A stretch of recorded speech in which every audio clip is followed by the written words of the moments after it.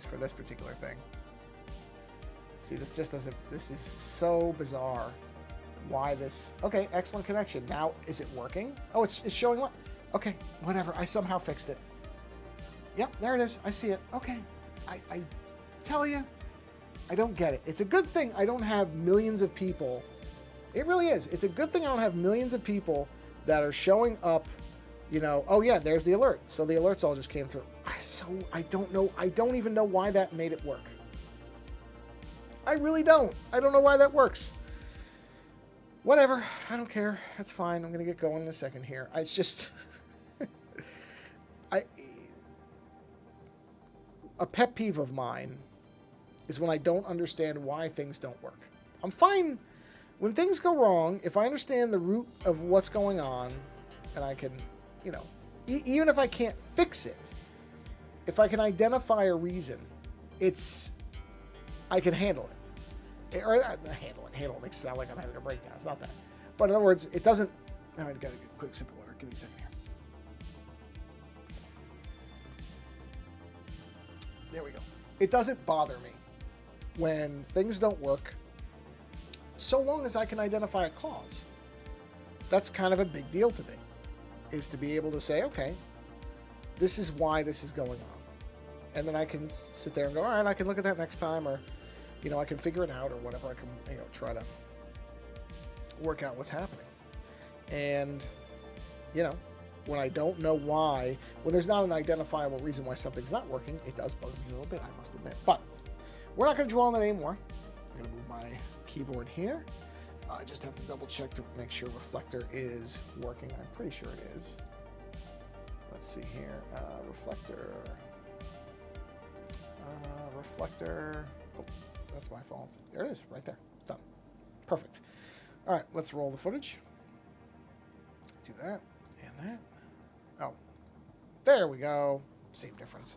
You saw the picture for a minute. That's okay. Oh, multi-stream.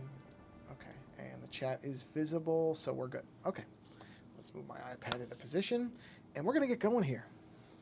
So, anyway, as I said on the original, but this is now going to become the stream. I'm not going to bother with the other ones. I'll just cut them out.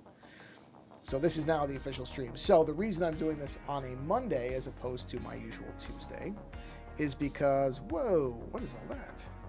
Where did that come from? Did I miss something? No, it's fine, whatever. Is because I'm doing a show tomorrow. Oh, that's not an ink brush. There we go. Is I'm doing a show tomorrow with Dr. Doug Bielmeyer. We're going to be talking about a rare case of a sequel that is, while not as good as the first movie, a very, very fun time that I really enjoy watching. Actually just watched it again today because I had to take some notes on it and get some audio clips. And that is Predator 2. Predator 2, the follow-up to one of the great action films that's ever been made, which of course is Predator. And Predator 2 is an interesting film because we did RoboCop 2 already. We did that one. And the reason I'm not even going to bother possibly doing a stream after is our RoboCop 2 discussion, which I think is going to be the shorter of our two discussions. I could be wrong, but I think. That one ran for 2.5 hours. So I'm thinking that we might be talking for a while tomorrow. So because of that, I figured I better do my stream today because I don't want to not do it.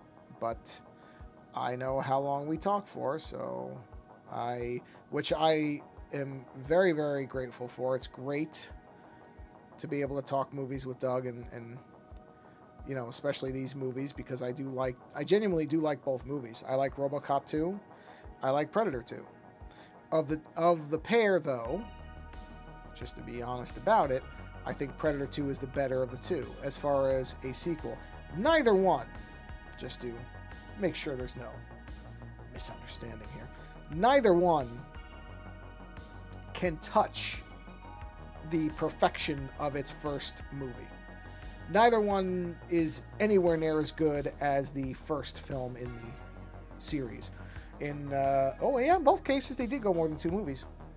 Yeah, there are multiple Predators, and there are multiple. Ooh, I gotta be careful with this. Yeah, I'm going to have to do a second layer. That's okay. Good, I have a layer to spare.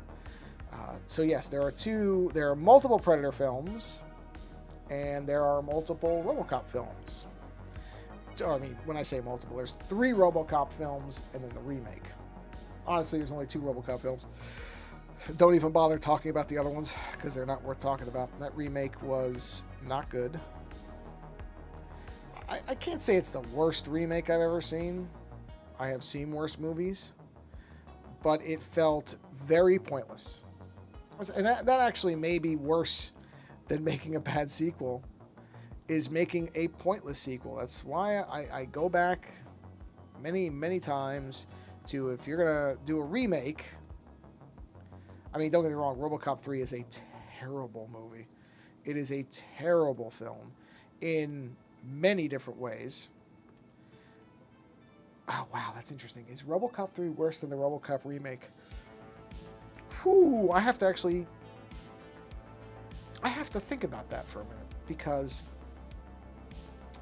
oh boy, we didn't bring this up in the show. I don't know if it'll come up tomorrow. My suspicion is we have so much to cover with Predator 2, this isn't going to come up. So this will be a special little mini thing for anybody who ends up watching this stream. By the time, apologies for the yawn. Yawns have come back, I don't know why. By the time this stream by the time this video is posted, that show will have long been out. So I'm not too concerned about, this getting out before the show. It's not a problem. But, I didn't switch things, did I? I didn't. No, I screwed up. I'm going to go back to the other layer. So, the question that popped into my head just now was, what's worse? RoboCop 3 as a sequel, or the RoboCop remake? Now, for some people, that answer might seem really easy. You might be sitting there going, oh, it's obviously whichever. Okay? And you're entitled to your opinion, so whatever you think is correct. I'm not trying to tell you to think like I do. But I had the instant answer, which was, oh, RoboCop 3 is worse. But I'm not sure it is. And here's why. RoboCop 3, for its many issues, and it has many issues, it is a terrible film. Pardon my yawn. Actually, I'm a little tired today, so at least the yawn sort of makes sense this time. It is a literally unwatchable. I mean, you can watch it. It is constructed with a beginning, middle, and end. So it is not technically unwatchable. It is simply unwatchable from an entertainment perspective. Okay? Just so we're making sure we're, using the right terms and all the rest of it here. But in terms of, is it worse than the remake? As incredible as it is, because I did not start off thinking like this, but as incredible as it is for me to say this, I don't think it is. I think RoboCop 3 is better than the RoboCop remake. Now, let me explain my rationale for that. Because on its face, that sounds like the rantings of a crazy person to suggest such a thing. And I'd be lying if I said, and this is not a thing where I would necessarily bet money on it that most people would agree with me. I think a lot of people would probably disagree with me, but I will give you my reasoning for it, which is sequels have a challenge right off the bat. Particularly when sequels are following a great movie. If you make a sequel to a movie that's okay, it's an easier journey to make because you're not coming off of a beloved film, right? So making a sequel to, I don't know, I'm trying to think of, Napoleon Dynamite was really popular. What's a movie that did okay? Well, whatever. Imagine one that did all right. Big Trouble in Little China. That's a good example. Now, look, I love that movie. I love Big Trouble in Little China. I think it's one of the great films of John Carpenter's whole filmography. But when it came out, it was not a hit. Just being objective. It was not a hit. So making a sequel to that film is easier than making a sequel to, say, The Godfather. Now, of course, I managed to pick a rare example where the sequel is considered as good as the first one, and by some better. I think I would put myself in the equal to category. I don't think it's better, because I think The Godfather is a truly amazingly made film. I mean, it really is something. But I think it is fair to say, and I would agree, that 2 is within the same realm of quality. So we'll put it like that, okay? Oh, I just realized I missed a red spot there. Let's get that fixed right this second. I see it right there. I don't know if you can see that. It's right there. And we need to take this out. Oh, unless it was there and I just had it covered. That could be too. So, making a sequel to Godfather 2 easier. Or, sorry, tougher. Making a sequel to RoboCop 2, which is what RoboCop 3 would be, because essentially you're being compared to the last film. You know, people wouldn't go into it. Now, where is that line coming from? I gotta find that. It's here. No, it's not there. Where is that? Where are you? Where are you coming from? No. Oh, is it I think some of the white is missing. Let's see. Yep, it is. Okay. So, coming off of RoboCop 2 and making RoboCop 3, it's less of a distance to go to make a good movie. But nonetheless, it's not a good movie. Again, I want to just make sure I'm very clear on this. I am in no way suggesting that RoboCop 3 is a good movie.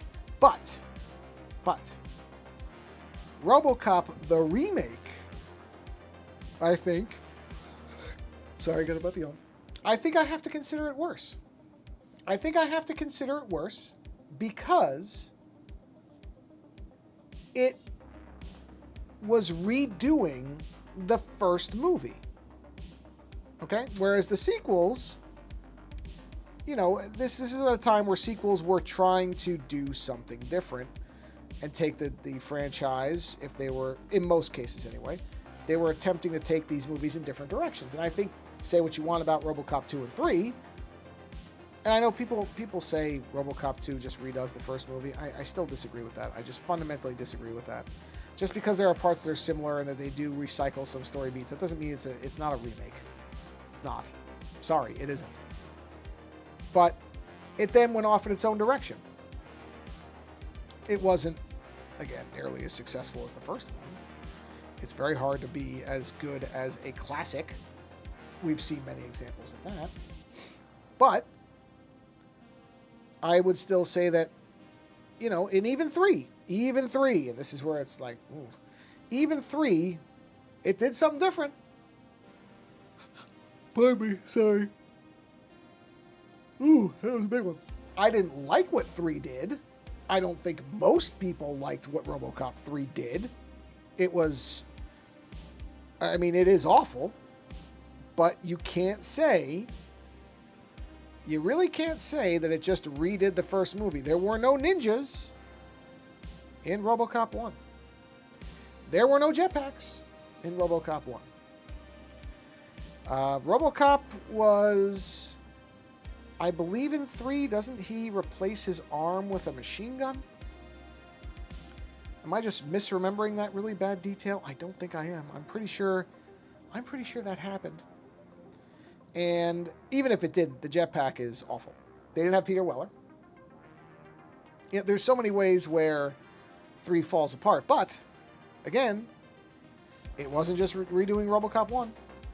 It was attempting to forge its own path. And so that's the reason why I would say that I think, as somewhat incredible as it is to say this, even to me to say it, I think that RoboCop 3 is a better movie than the RoboCop remake.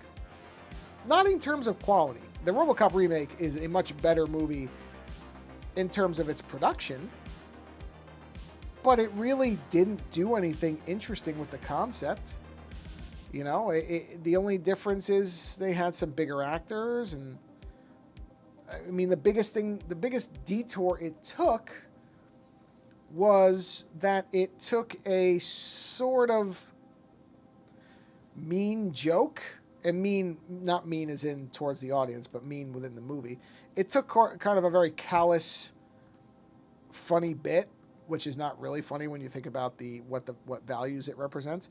But there's a part, if you've never seen the original RoboCop, and I don't think it's spoiling anything to say that Peter Weller becomes RoboCop. He was not always a robot, or a cyborg to be technical. He was a cop, and he got killed, and they put him into a robotic cybernetic body. Okay, just on the off chance there are people who've never seen RoboCop. I'm sure those people exist, and maybe they're watching. If they are, oh, I think I do have to sneeze. I'm gonna mute so I don't sneeze. Yep, because I'm gonna sneeze. Whoa, ho, ho, ho. Oh, man. That would have been very loud. So I'm glad I was able to mute in time. Yes, so Alex Murphy, which is the character that Peter Weller portrays in RoboCop, is killed in the line of duty. But it just so happens that when he dies, there is a experimental program that is attempting to create a RoboCop, a cybernetic police officer. Because in the future of the movie, or the world of the movie, I don't even know how far in the future it's supposed to be. In that world, crime has gotten really bad in Detroit, and ordinary police officers are simply not able to keep up with it. And so this is an idea that a company called Omni Consumer Products comes up with. The idea of robotic or enhanced police officers. And Alex Murphy becomes the first successful cybernetic cop. Oops, that's an eraser. I don't want the eraser. That's the premise of RoboCop. So, I guess if you've never seen it, I spoiled the very beginning for you. And I really didn't, because there's lots of details I didn't cover in there. But anyway, that's the first movie. The second movie takes place sometime after. I don't really know how long after it's supposed to take place, to be honest. I don't know if they ever gave a year. It's not too far after, because the person who was in charge of OCP, who's played by, I know his last name's O'Hurley. He was the bad guy from Halloween 3. And he plays the chairman of the board, the CEO, whatever. I don't know if they give a title. They always just call him the old man. He doesn't even have a name. He's just referred to as the old man. But in the first movie, he's not young. Hence the nickname, the old man. I mean, he is an older, I don't know if I could really guess what the actor's age was, but I want to say, he might have been a very good-looking 60, possibly. But I would also have no trouble believing he was in his 70s. Again, I don't, it's not like it's ever important to the story, so you don't ever give him a birthday party and say happy whatever birthday. But in the first movie, he's not a young man. And in the second movie, he's still in charge, and he looks relatively the same age. So I always just figure that the second movie, takes place pretty much real time as far as when the second film was made. Meaning if they made the sequel 5 years later, well, then this movie takes place 5 years later. And in the movie, the city that they were trying to build, which in the first film is called Delta City, well, that hasn't gone so well. We don't really know what happened, but this, utopian corporate-controlled city never came to pass. I can't imagine how a corporation could not be able to do something that has the public's interest at heart properly. That doesn't seem like it lines up with reality, does it? But anyway, Delta City either has failed or never happened. The movie's never really clear on which part of that it is. Instead, you now find out that, well, OCP's at it again, and now they want to build what they're calling New Detroit. So that's the replacement for Delta City, is New Detroit. And since they're making a nice new city, they need to have a nice new shiny upgraded cop to go with it. A new RoboCop, RoboCop 2, as the movie calls it, which is, I think, very funny that they just on the nose say RoboCop 2 is the name of the product as well as the movie. I like that. It's borderline stupid, but I like it. And so the second movie basically tries to, now don't get me wrong, if we're just being objective about it, the second movie does recycle a lot of beats from the first one, but I wouldn't call it a remake. It just redoes certain elements of it, and that's okay. Most sequels do. Most sequels do recycle some bits of what made the first movie good. It's how much they do and how much they do with those parts that really make it unique. I think RoboCop 2 comes close to being a good sequel. Not one that ever gets anywhere near the orbit of the first one, but still. It just fails in a couple places. But it remains a very fun movie. Whereas the RoboCop remake really didn't seem to have much to say in revisiting it. It just didn't seem like it was... There didn't seem to be a point. And that's the thing. That to me is the real backbreaker of a reboot or sequels if it has nothing to say. RoboCop 2 revisits the themes of the first one, but interestingly, I think it does it in a way that feels harsher in many respects than the first movie did, which is an extraordinary thing to say because it's not like the first movie. Paul Verhoeven is not known for his subtlety. It's just that simple. Paul Verhoeven is not a director that when people talk about him, they say things like, yeah, you know, he plays things understated. No. That's not Verhoeven's thing. Verhoeven is very, very interested in pushing a lot of boundaries of what you can show in a movie. Well known for it. And yet very liked by people who work with him. So certainly not a monster. Just somebody who... He's not American. So he doesn't have some of the American fear, I would say, of putting things in movies that are going to make people uncomfortable. He has no issues delving into that. And he does. And I like a lot of his movies. I haven't seen them all. I'm going to break for a quick drink of water here because I am thirsty. One moment, please.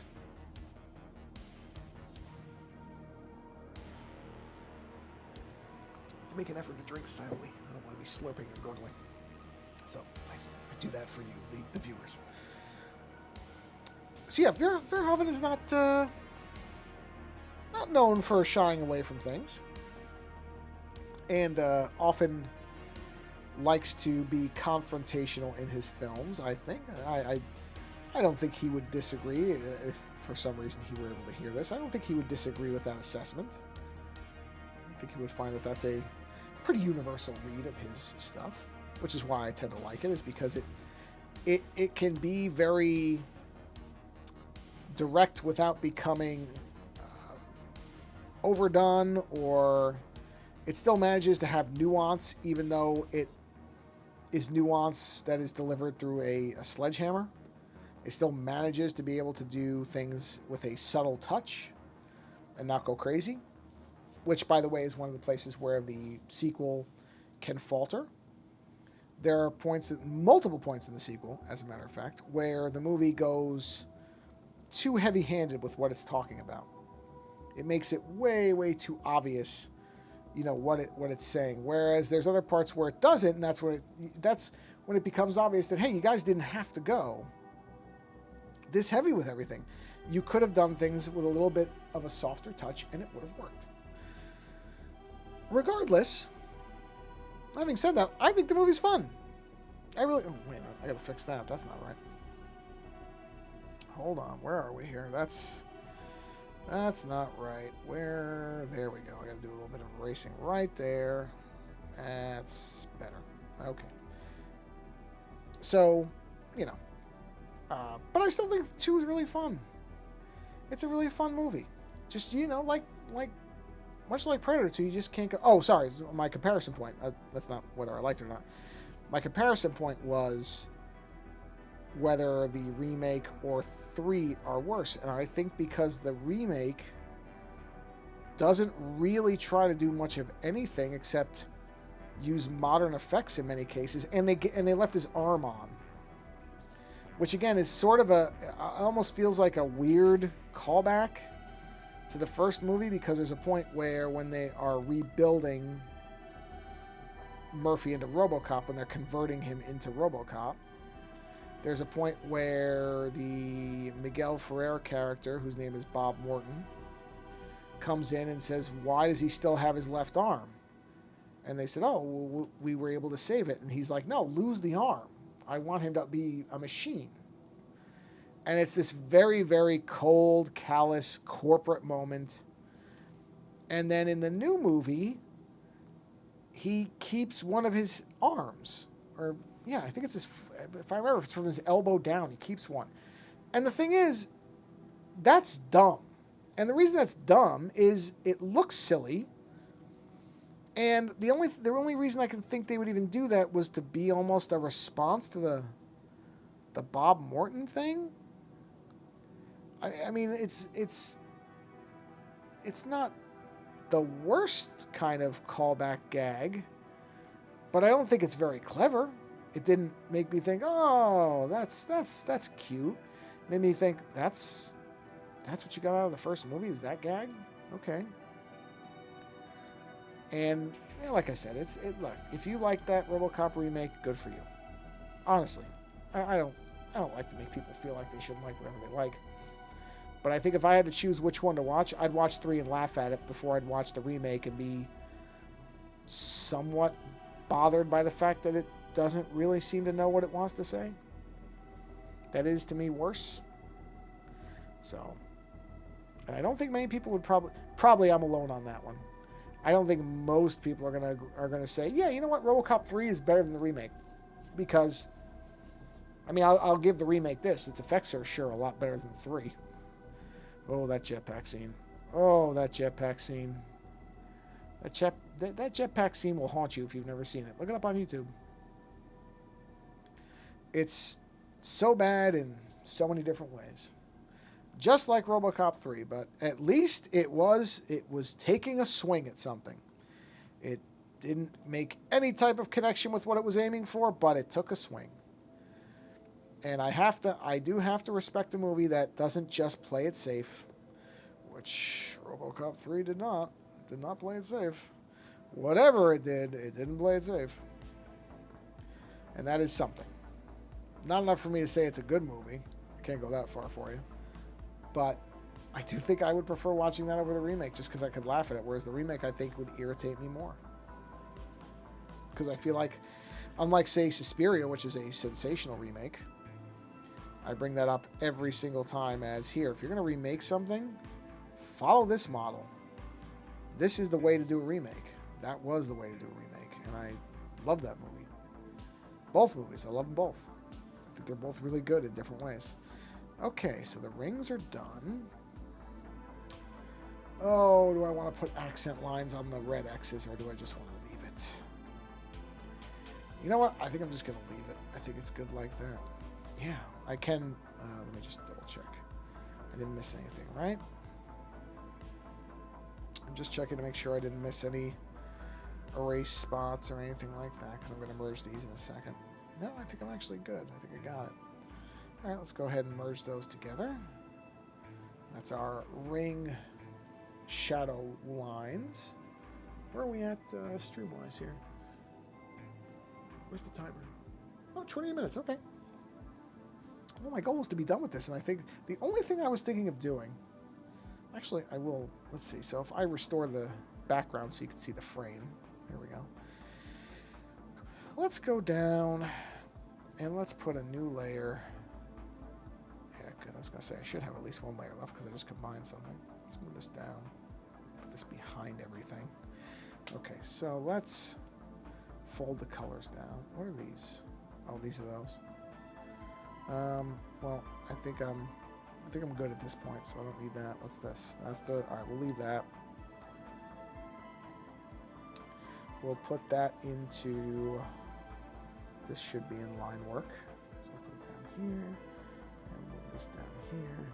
There we are. Because that should be oh, line work. Okay. Now, let's see what we got brush-wise. We have... do I have a Kirby Crackle brush? I don't know if I do. Kirby Crackle, if you don't know what that is, and probably if you don't know comics or illustration, you might not.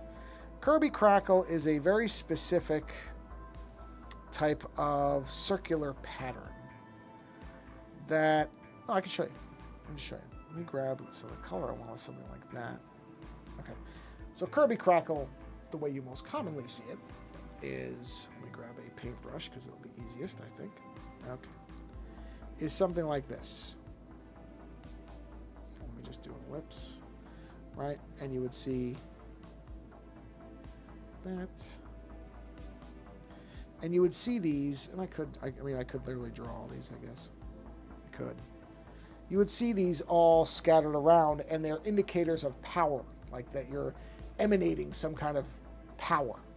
And so Kirby Crackle would be on the outside of, you know how the flame has the inner and outer colors? You know, the inner color is usually like yellow, and then the outer gets orange and red-ish. Kirby Crackle will be the red part. And what's in the ring of the crackle is what would be the brightest and most intense part of the flame. Never thought I would be comparing Kirby Crackle to flame, but we're where we are. So I would have thought one of these would have it. Maybe not. No. Skulls. It's hysterical. I may not have a brush that does that, which is fine if I don't. It's not a huge deal. Yeah, I don't. These are actual stars? Is that what those are? Well, those are pixelated, but that's kind of the idea. Is, you know, if you have the center and then all this stuff would be outside of it, and the center would be all these circles here would be in that outer bit there. I don't know if that was probably a terrible explanation. Yeah, that's the pixel thing. That's why. I don't know, maybe I will just do it by, oh god, doing this by hand will take a long time. And Kirby Crackle often it's largest on the outsides, and then it kind of becomes smaller as you go in. And it's usually all the same color, usually. The sizes vary greatly, so that's where you see a lot of differentiation. If I do this by hand, this is going to take forever. You know what? I wonder if somebody makes a Kirby Crackle brush. Let's take a quick look. There are so many Procreate brushes. Kirby Crackle Procreate brush. I would think somebody would make it, but I could be wrong. Let's see. Free Kirby Crackles. Here we go. Here's a bundle. This has got a pretty good rating. Let's see what it looks like. Oh wow, yeah, this pack's got a lot of brushes. Interesting. Hello. Okay, I just want to look at them. Can I look at them, please? Clip Studio Paint. Oh, Procreate. There we go. Yeah, that's pretty good. Can't really zoom on it very well, but yeah, that's it. Somebody does have one. Interesting. How much do they want for this thing? $10, huh? Well, it's for Affinity, Clip Studio Paint, Photoshop, and Procreate. 24 brushes for each program. That's not unfair. Yeah. Okay. Yep. I'm buying this very quickly in the background, so bear with me a minute. Let's see. I think that's a fair deal for that. I think it's good. So let's go ahead and let's pay with a card. There we go. Yeah, I wasn't intending to go shopping on the stream, so but it is definitely going to be a time saver to do it this way. Okay, and pay. Oh, blank this out. There we go, pay. Oh, yeah, I didn't put the card number in. No wonder it's failing. Helps to put your... I'll just give you a free tip that's money related here, since we're on the stream, and I'll make this about...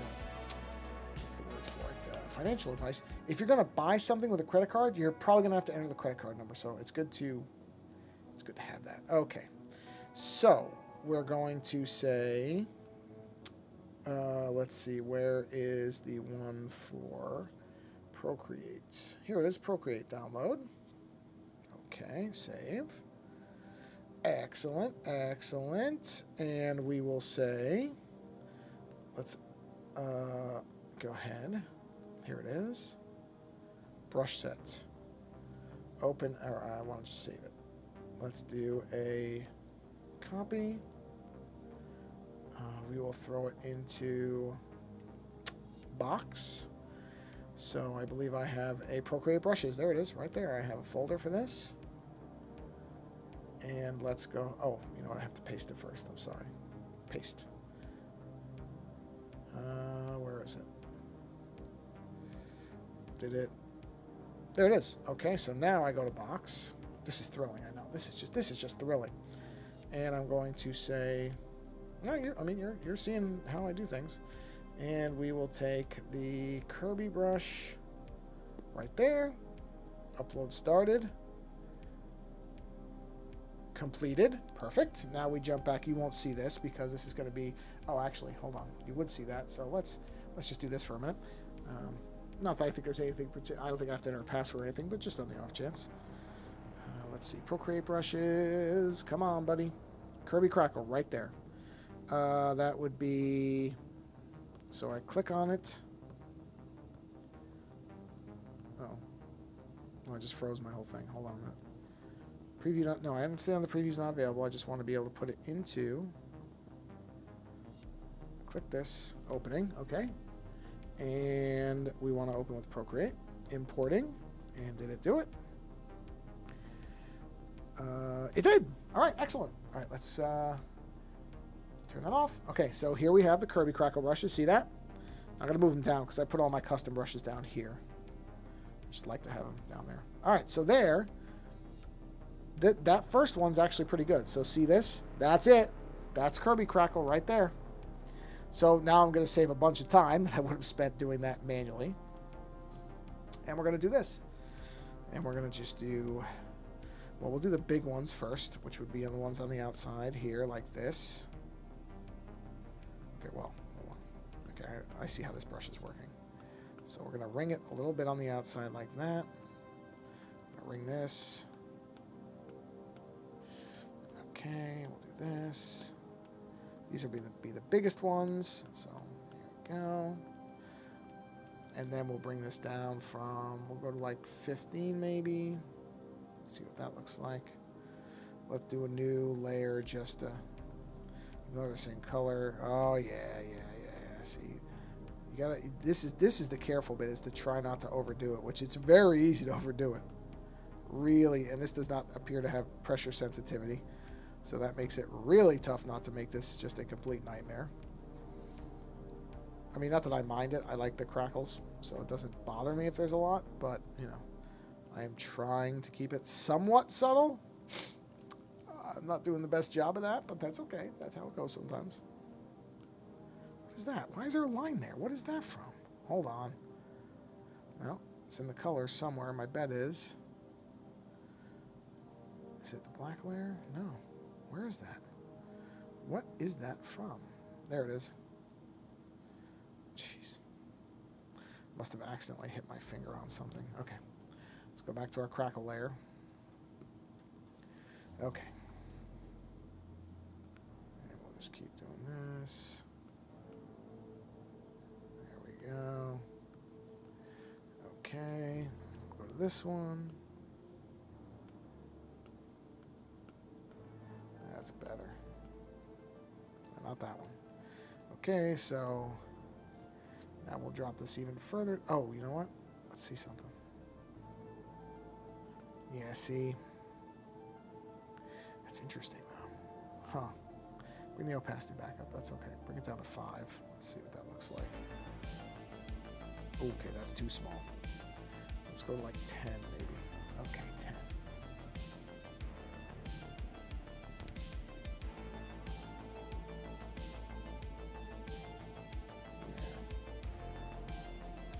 Tricky thing with something like this, because I like the crackle, but I also don't want it to be a complete, nightmare of it. So what if we go down to 50%, and we go in the background here and just fill some of that in? Is that too much?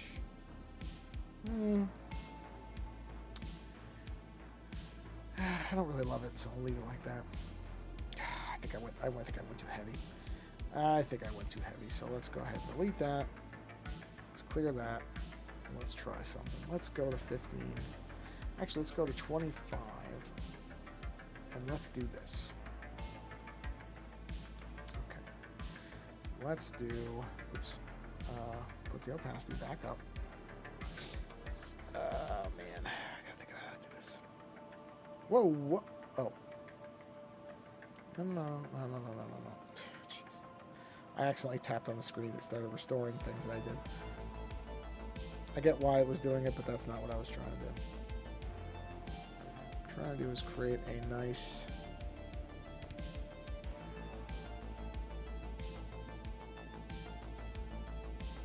oval like that. Okay.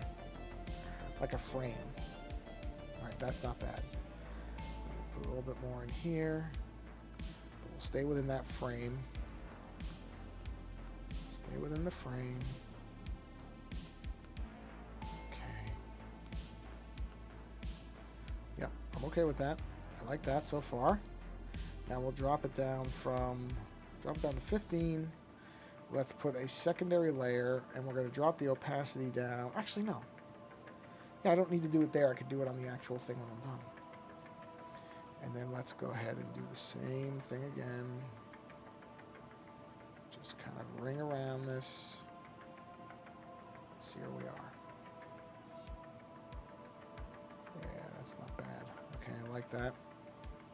I like that. And then I can drop the opacity of that down to say 50. Wait, where is it? 50% maybe? There we are. Let's see. Yeah, that's not bad. I don't mind that.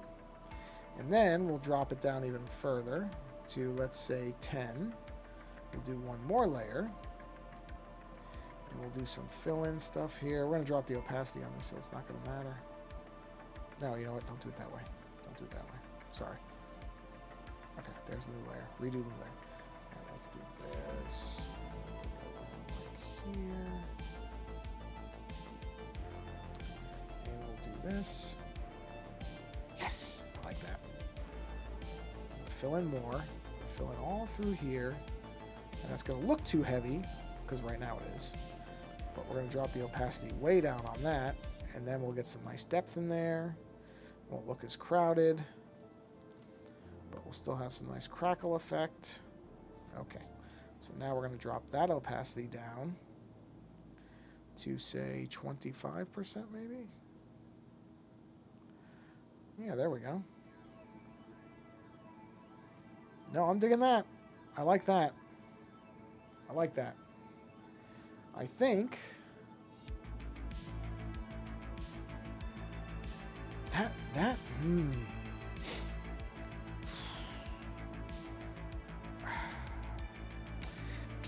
going to tell you what my one issue with this is. Oh, one issue is that you're not seeing my screen. Hold on. You saw it right up to that point, so actually you didn't miss much at all. It literally stopped right when I did the... Huh. It stopped when I dropped the background out. That's really weird. Okay, so literally that's all you missed is we dropped the background. My one issue here...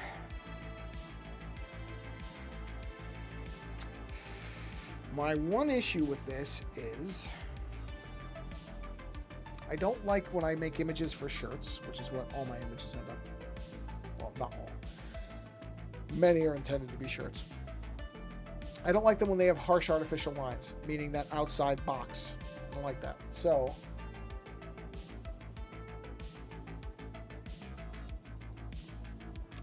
what I may do, well, what I'm going to attempt, is I'm going to go ahead and, I do like this outline, but I'm going to try something different. Here we go. Here's what we're going to do. Because I'm intending this to be a shirt, right? I kind of have this idea to have the crackle behind his head. And that would look a lot better on a shirt than that outside box thing that I had there. Still conveys the power element, which is what I want, that he's a powerful being. Still want that very clearly communicated, but without an artificial box in there. You know what I mean? So I think this can do that now. It's going to be the same idea. We're going to bring the brush down to 15 now. And I'm going to bring the opacity of this layer down, not that far, to 50%. we're going to do some fill-in around it just to kind of punch out some, accent pieces here where you see little bits. Just making sure the screen didn't disappear again because I know it did before, and I'm still keeping an eye on it, but it looks like it's okay. Alright. Okay. I have to already check the background music level on these videos. I don't think anything should have changed because I imported all my OBS settings, but I'm just going to check and make sure. I don't want to be blowing people's ears out or making it hard to hear me. Not that I think anybody's going to miss anything if they don't hear me, trust me, but I should check that. I keep meaning to, I keep forgetting that I'm using Streamlabs now. So I just like, oh, I know it's good in OBS, and I don't think about the fact that I'm not using OBS. I'm using Streamlabs now. Which I'll admit, it hasn't crashed on me. My computer hasn't gone to sleep. The bug with the live thing, well, I couldn't get the 3 streams to work on OBS, so I can't really hold that against Streamlabs. At least it gets it to work. Might take a little bit more work, a little more effort on my part, but hey, it's working. So, whatever. I'm going to shut up about it. Alright, and then we do one more layer. Oop, max limit. Okay, hold on. That's fine. I can combine some things. Let's see. Actually, you know what? Do a quick check of something. Yeah, these layers can... Actually, could these two combine? I'm betting these can combine. These don't touch. Merge down. Okay. Yeah, those are fine. Okay, so I need one more layer. One more. Okay, now we'll drop down to 10. 10, and we'll drop our opacity on this layer to 25. There we are. Okay. And we're just going to do a little bit of accent stuff. Oh, you know what I just realized? Oh, you know what? That's... Oh, wait a minute. That doesn't look bad. For a minute, I didn't realize I didn't put these layers behind them, each other.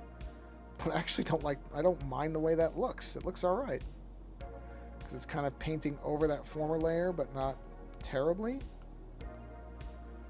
I don't mind that, actually. I mean, I could do stuff like that, but I don't think I want to do that. I think I'll just stick with, just doing little accent bits, and just kind of having little flare out bits here. Just enough to suggest, the power levels and all that. And I'll put some back here, obviously, so we fill that dead air, or dead space in. Yeah, there we are. Put a little bit back there just to fill that. And we'll flare a little bit in there. We'll have it right there just so you remember it's there.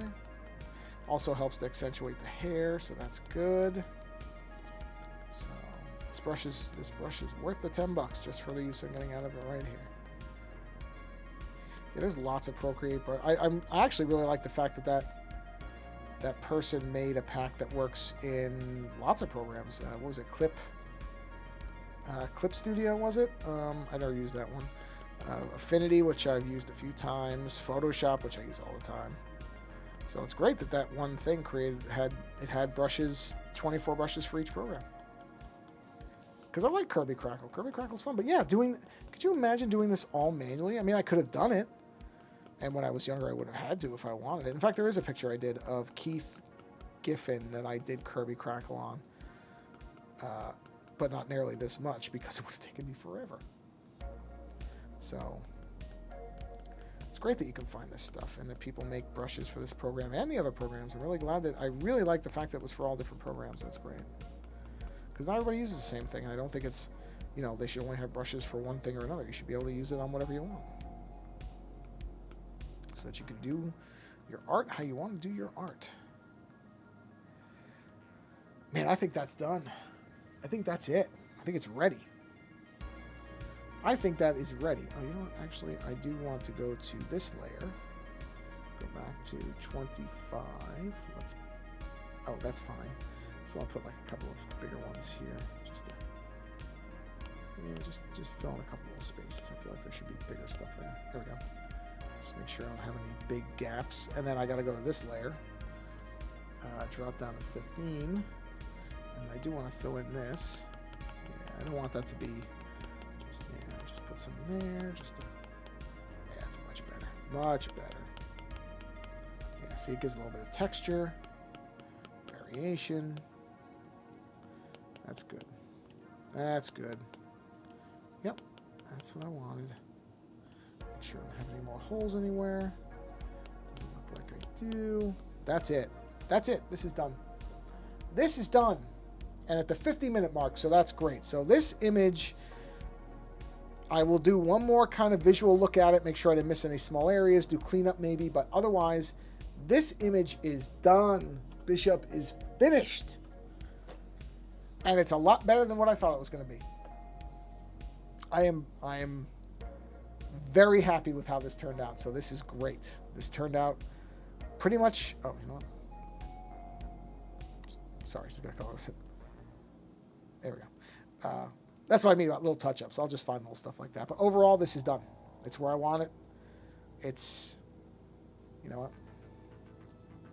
This one area here is a little bit empty, so I'm going to just do a little bit more here.